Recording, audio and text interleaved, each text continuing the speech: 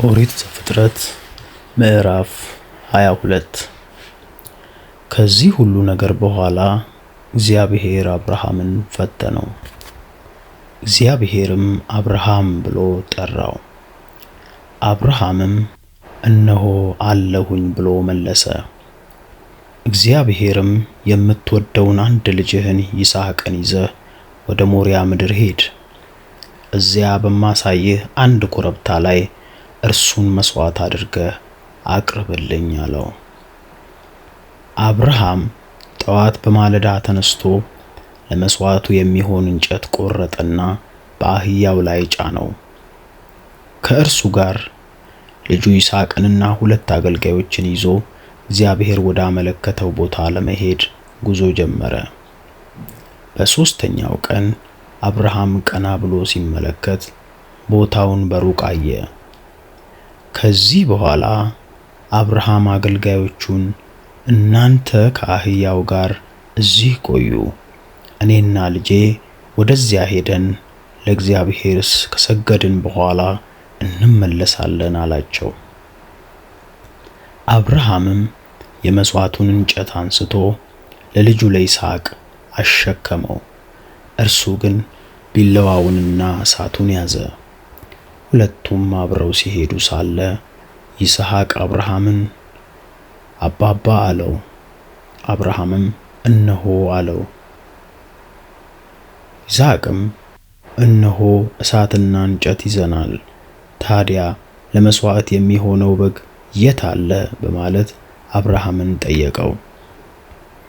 አብርሃምም ልጄ ሆይ ለመስዋዕት የሚሆነውን በግ እግዚአብሔር ለራሱ ያዘጋጃል አለው።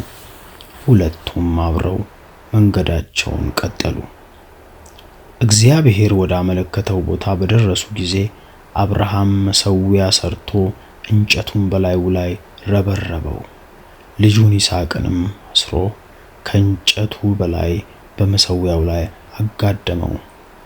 ልጁን ለማረድ ቢላዋ አንስቶ እጁን ዘረጋ። ነገር ግን የእግዚአብሔር መልአክ ከሰማይ አብርሃም አብርሃም ብሎ ጠራው። አብርሃምም እነሆ አለሁኝ አለ። መልአኩም ልጁን አትንካ፣ ምንም አይነት ጉዳት አታድርስበት፣ አንድ ልጅህን እንኳ ለእኔ ከመስጠት ስላልተቆጠብክ እነሆ እኔን እግዚአብሔርን የምትፈራ መሆንህን ተረድቻለሁ። አብርሃም በዙሪያው በተመለከተ ጊዜ ቀንዶቹ በቁጥቋጥ ዛፍ የተያዙ አንድ በግ አየ። ሄዶ በጉን አመጣና በልጁ ፈንታ መስዋዕት አድርጎ አቀረበው። አብርሃምም ያንን ቦታ እግዚአብሔር ያዘጋጃል ብሎ ሰየመው። ዛሬም ቢሆን ሰዎች እግዚአብሔር በተራራው ላይ ያዘጋጃል ይላሉ። የእግዚአብሔር መልአክ ሁለተኛ ጊዜ አብርሃምን ጠራውና እንዲህ አለው፣ እግዚአብሔር ብዙ በረከት እንደምሰጥህ በራሴ ስም እምላለሁ ይላል።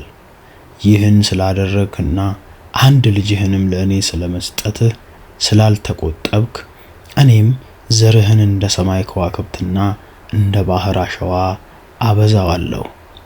ዘሮችህም ጠላቶቻቸውን ድል ነስተው ከተሞቻቸውን ይይዛሉ። ትእዛዜን ስለፈጸምክ የዓለም ሕዝቦች ሁሉ በዘርህ ይባረካሉ።